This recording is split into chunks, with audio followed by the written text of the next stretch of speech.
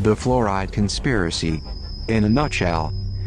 This video attempts to be a Cliff's Notes into understanding all sides of the fluoride debate. The facts. Since the 1950s, many authorities in the United States, and others around the world, have added fluoride to water supplies in a large-scale public health drive to reduce tooth decay levels.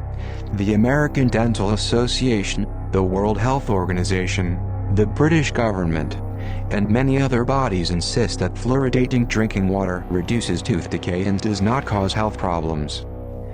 The conspiracy theory. The evidence supporting fluoridation is severely flawed. Although some research is now dated, and more recent studies generally favor fluoridation, there are findings that call the validity of such research into question and suggest that children, for example, are consuming too much fluoride. Skeptics point to claims that scientists who speak out against the pro-fluoride establishment are bullied or pressured into changing their findings.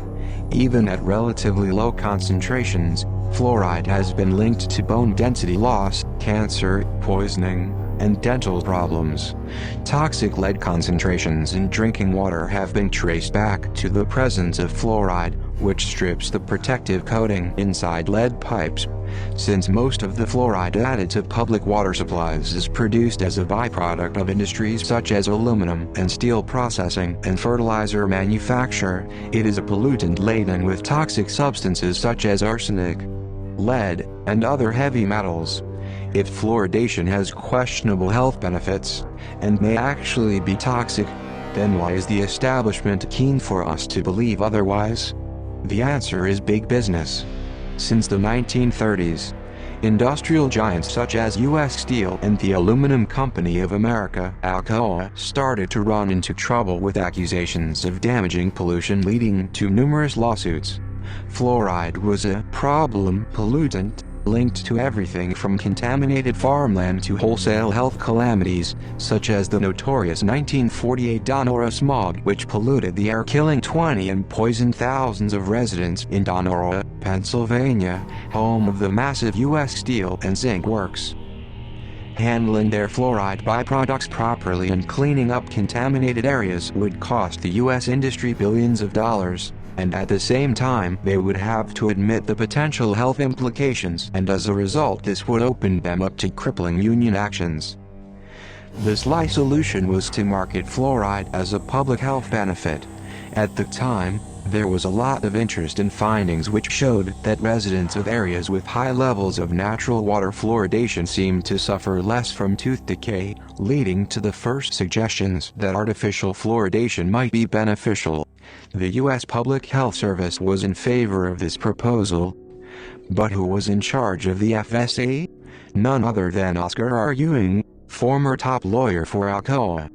Other senior figures in the push to promote the dental benefits of fluoride also had ties to Alcoa. The official stand. Pro-fluoridation voices argue that studies, old and new, do not prove it is a health threat, and that there is plenty of evidence to show a marked improvement in dental well-being across 2 generations.